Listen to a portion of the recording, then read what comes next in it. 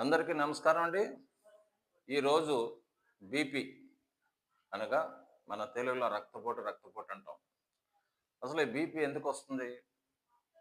బీపీకి రావటం కారణాలేంటి? మనిషి ఒత్తిడికి లోనవునప్పుడు మానసిక సమస్యలు స్టార్ట్ అవుతాయి. అంటే తిన్నది సరిగ్గా అరగదు, నిద్ర పట్టదు, వామిటింగ్ సెన్సేషన్ వస్తది. ఒక్కొక్కసారి తలనొప్పి వస్తుంటది. ఎక్కువ తల తిరగడం, పడిపోవడం కూడా జరుగుతుంటుంది. ఈ బీపీ అనేది మనిషి శరీరంలో వాత, పిత్త ప్రకోపమే రక్తపోటని శాస్త్రంలో చెప్పబడింది. ఆయుర్వేద శాస్త్రంలో.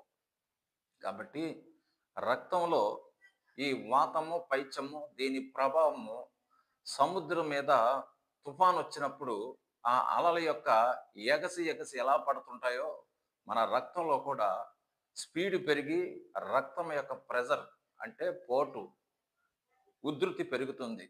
తద్వారా ఈ రక్తపోటు ఏం చేస్తుందంటే సైలెంట్ కిల్లర్ అనమాట.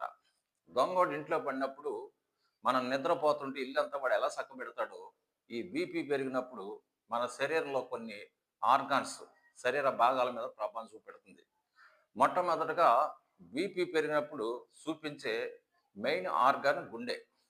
మన గుండెకు రక్తం సప్లై చేసే వాల్వ్స్ వాటిలో బ్లాకేజ్ వచ్చినప్పుడు ఏమన్నా ఇతర సమస్యలు అంటే బ్లడ్ సర్క్యులేషన్ సరిగ్గా అవనప్పుడు ఈ రక్తపోటు టైంలో మనము ఆందోళన చెందటం వలన ఈ ప్రెజర్ వెళ్ళి గుండె మీద ప్రభావం చూపెడుతుంది.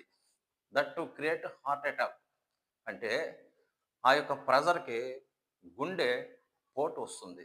గుండె పోటే గుండెపోటు మైల్డ్గా వస్తే ఎమర్జెన్సీ ట్రీట్మెంట్ ఇచ్చి రికవర్ చేసుకోవచ్చు. కానీ సివియర్గా వస్తే స్పాట్లో హార్ట్ అటాక్‌తో మనిషి చనిపోతాడు. అంటే బీపీ యొక్క ప్రభావం ఎక్కడ దాకా వెళ్తుందంటే హార్ట్‌ని బ్లాకేజ్ చేసేసుకునే దాకా వెళ్తుంది. ఇక 2 మన మానసిక స్థితి బాలేనప్పుడు ఈ యొక్క బీపీ యొక్క పవర్ అంటే కండిషన్ మారటం వల్ల నెక్స్ట్ సెంట్రల్ నెర్వస్ సిస్టమ్ అంటే మెదడు మీద చూపెడుతుంది. ఈ మెదడులో రక్తనాళాలు ఎక్కడైనా సరే నేరో రూట్‌లో ఉన్నా మనకి ఆ సందర్భంలో రక్తం సరిగ్గా సప్లై కాక ఆ నరాన్ని బ్లాకేజ్ చేయడం వల్ల బ్లడ్ క్లాటెస్ అంటే బ్రెయిన్ హ్యామరేజ్ వస్తుంటాయి. తద్వారా ఏమవుతుందంటే వన్ సైడ్ బ్లడ్ బ్లాక్ అవ్వడం వల్ల ఆపోజిట్ యాంగిల్‌లో ఈ పక్షవాతం అంటే వన్ సైడ్ 50% బాడీ ఈ పక్షవాతానికి లోనవుతుంది. అంటే అర్ధ భాగం, సగభాగం. పక్షము అంటే సగమని. ఈ సగభాగం అంటే ఒక కాలు, ఒక చెయ్యి, ఒక్కొక్కసారి ఫేస్ పారాలిసిస్ ముఖానికి కూడా సంక్రమించినప్పుడు నోరు, ముక్కు, కళ్ళు ఓ పక్కకి వన్ సైడ్ తిరిగి స్ట్రైట్‌గా చూడలేక మనిషి చాలా బాధపడుతుంటాడు. తద్వారా వీళ్ళకి మాట కూడా క్లారిటీ ఉండదు. అంటే నత్తొచ్చినట్టు లేకపోతే క్లారిటీ లేకుండా మాట్లాడుతుంటే మనకు అర్థం అవ్వదు. కాబట్టి ఈ యొక్క పక్షవాతము బీపీ వల్లనే వస్తుంది.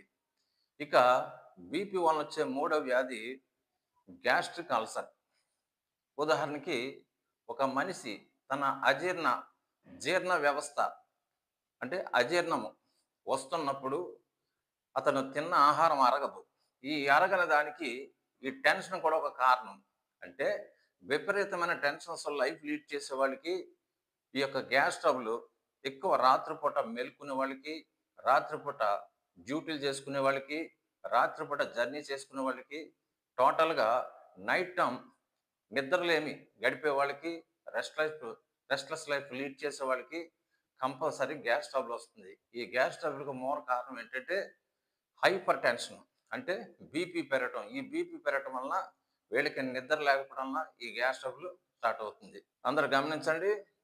ఈ యొక్క పక్షవాతము తర్వాత ఆహ్, మనకి పై నంబర్‌లని మీరు కాంటాక్ట్ చేసి దీని చికిత్సకు పై నంబర్ కాంటాక్ట్ చేయండి. Thank you.